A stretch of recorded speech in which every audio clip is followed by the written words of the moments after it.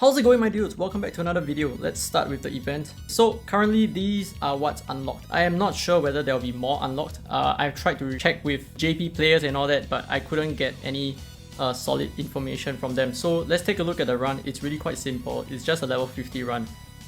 New players who have just gotten into the game can get this done in about a couple of days, no problem. So that's basically it. He summons a lot of snowmen and that's about it. So a little bit disappointing, I would say. The event seems a little bit lackluster. It's just a boss fight and the story is pretty bland. There's nothing much going for it, which is quite a big change from the fact that this game is quite story driven, I would say. But anyway, that's that. After this, we can take a look at the shop and see what we should expect to get from the shop and what my recommendations are in terms of what's worth your stamina and what's not worth your stamina, okay? Because we all know that we can get certain materials from certain permanent content, like you can get Dreamer Crests in abundance from the Necropolis, and you can get a lot of the elemental materials from the Kaleido, stuff like that, right? So let's take a look at the shop. It's a little bit small, right? But I do have some news for you, good or bad. Let's take a look at the rewards, right? Okay, so we got ourselves 18 stockings and close to 10 boxes, which is okay. It is gonna be part of the shop over here. We are gonna need a lot of it. So here are the rewards currently, right? It's just like that. So there is a Sleigh Bell Buckler, there is a 5-star Astro Gems, 4-star Astro Gems, 3-star Astro Gems, and a bunch of mana bot materials, right? EXP and mana, simple stuff, same as the boss shops. So my recommendation, okay, if you're going to be like casual and all that, I would recommend you to get all the 5-star Astro Gems. It only costs you 60 boxes, and get all the 4-star Astro Gems, it only costs you 40. Get all the 3-star Astro Gems, it costs you 250 stockings. Do not get the Dreamer's Crests because it is just not worth it. It is not worth the stamina. You can get so many more Dreamer's Crest per stamina used by doing Necropolis. Okay, and if you need help with Necropolis, let me know, or you can just check out my Necropolis videos. Neptune element, blah blah blah. Okay, so among all these elemental materials, what I think you should get, okay, is going to be this. This is the tier 4. Get the tier 4 and get the tier 1. Tier 2 and tier 3, they do come in abundance. Just by doing your bosses, clearing the boss shops, they are always going to be in abundance. The limiting reagent is your tier 1 and your tier 4, so do get those. I would suggest you to avoid getting the EXPs. Simply not worth it. But as for the mana, I think it's actually quite worth it. But then again, it's going to cost you 400 stockings, which is quite an investment, right? So if you do not really need the mana, you don't necessarily need to go for it, because there's always free ways to get mana, right? Which is just joining bells, blah blah blah. You can check out my other video, link at the top. But of course, you realize that the shop is rather empty, and that may be a temporary thing. I cannot confirm that they're going to expand the shop, but based on what was data mined by the Discord people, whatever that you can see on the screen that starts off with like 2 Chinese characters, those I think it just means added stuff. So I think things will be added along the way, including your staminates, including some of your wind type materials, etc, etc. I'm just gonna stick to it. Like, if you're gonna get the materials, just go for tier 1, tier 4. Don't go crazy and get everything. It's not worth your stamina. And some of you might be wondering, right? Free to play, by the way, are you gonna get your Sleigh Bell Bucklers?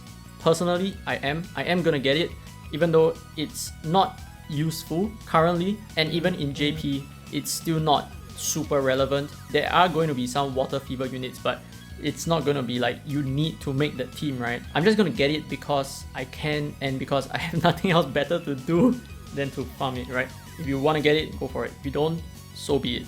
Now let's take a look at the summons and whether you should or should not get them, right? Okay, number 1, Fire Marianne, right? 5-star Fire. Oh, wow. Her kit alone is, I would say, it's pretty good. Looking at her skill, toss Diversionary Presence before opening fire, inflicting fire damage and reducing fire resistance on hit foes and all foes within the radius of its blast, with a pretty low skill gauge. And the leader skill, 30% attack buff to all fire units and 20% damage dealt to debuffed enemy units. This is really good, okay, because you gotta understand that the 20% damage dealt onto debuffed enemies is actually a multiplicative effect, whereas like let's say attack buffs skill damage buffs, they are all additive effects. So the multiplicative part of this leader skill is what sells it the most to me. 30% skill damage to fire units, and when fire units activate a skill, you gain 25 fever gauge. So this is going to be a fever based skill damage build. If she's a main, when this unit activates a skill, you plus 10% to skill gauge of fire units and you heal yourself, blah blah blah. Generally this is going to be quite good for Clarice skill damage teams, where including Marian this time, you'll be able to do like fever based damage as well. And now moving on to Inaho, right? Yeah, okay, so like Inaho, I actually really like her. Okay, Shirano tosses, basically Shirano, I think he's the reindeer or something like that. Is he the reindeer? I think he's the reindeer. Shirano tosses presents from the Yokai Slay, restoring the HP of all parties. He may not be the reindeer, I'm just kidding. Effect boosted for light units and you increase fever gauge, so it's another fever based unit here. Looking at leader skill, light units, whenever they activate a skill, add 50 to your fever gauge. This is quite big, I think this is pretty good. And you add 30% attack buff to light units.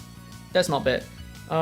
Ability number 1, 15% attack buff to light units. Ability number 2, whenever you recover HP, you add 30 to the fever gauge. So she's gonna be quite good for building fever, right? Nephtim extends fever and she's the one who increases your fever gauge. So they kind of work hand in hand. And as a main, when light units activate a skill, you add 50 fever gauge. This is really good. So I feel like Inaho, she is going to be nice to have if you're going to run a light fever team, because light fever team is a thing. It's a very strong team that can sustain through most content, if not all content, right? So if you want to pull, she is something that is worth pulling for. Now we move on to Thunder Sushi. He has a little bit more to be desired. Let's take a look at his kit. Inflicting thunder damage on hit foes, damage increases with higher combo. So this has an infinite upper limit ceiling, right? I mean, it doesn't have a ceiling basically. And you increase your fever gauge by 100. I'm not sure exactly how much fever you need. I suspect 100 is necessary to enter fever, I think. Which means that this would instantly put you on fever, at least for solo play. For co-op, I think it's a little bit different. Okay, and then looking at his leader skill over here, plus 40% attack buff to thunder units, it's okay. Whenever fever is activated, up to 3 times you heal 20% of all thunder units HP. It is kinda nice for sustain, but to be honest, you don't really need so much sustain that you want to put Sushiro as your leader over here. 30% attack buff to this unit, plus 20% fever mode time, yet another fever based unit, right? And as a main, while in fever mode, you add 50% attack buff to thunder units. This is okay. You have to build your team strictly into fever. If not, he's not going to be that good. And honestly speaking, based on what we have right now, thunder fever is not really a thing. I think even getting Sushiro, it's still not going to make it a thing. And now Thunder Oreo is a 4-star unit. Looking cute as always. Okay. Pulls Sparkling Presence out of his sack of joy. That sounds wrong, man. Which inflict thunder damage on all foes they bump into. Increases fever gauge. So this is going to be another multi-ball unit like what he already is as a light version. Plus 35% attack buff to thunder units and plus 20% fever mode time. So he's like going to be like a multi-ball fever build, right? Pretty interesting. Adds 30% to your fever mode time, which I think is actually more because I think this is actually multiplicative. I might be wrong. As a main, when 3 multi-balls appear, you add 10% skill damage to thunder units and you add 10 to fever gauge. This is not that good in my opinion. And you add 100% attack buff to your multi-balls, which is again not great. Multi-balls, they are not really meant for doing damage, they are just meant for stacking combos and to land your power flips. I think that's what multi-balls are meant for, rather than for them to just inflict damage. Because I have tested multi-balls for damage purposes and it's not that great.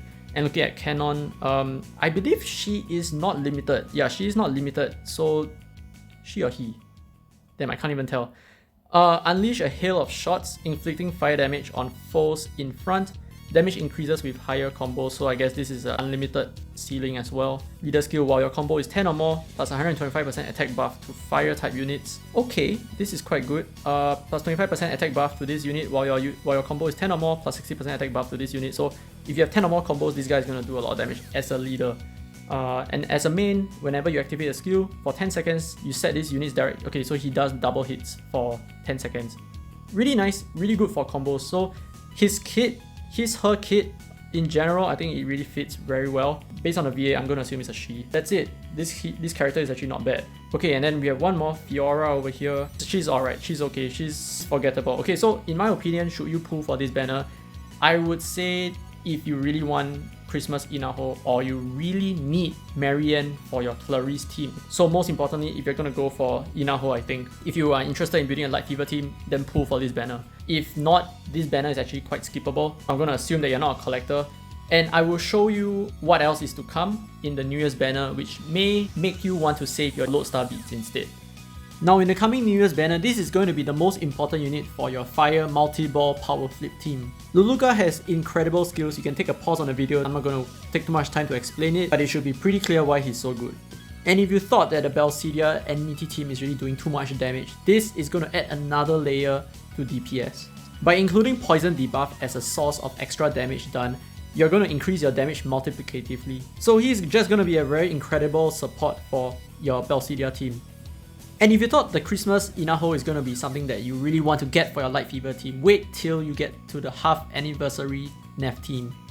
Again, I don't really need to go through all her skills. You can take a look at the skills on your own. She's incredible. She's a must-have for your Light Fever team. So these may be incentives for you to hold on to your Lodestar beats for the time being. And there you go. That's all for the rundown on the event. If you found the video helpful, don't forget to leave a like. It helps the channel a lot. And if you have any comments, do put it down in the comment section below. I always respond to all your comments. This has been Free to Play, by the way. And as always, I'll see you in the next video.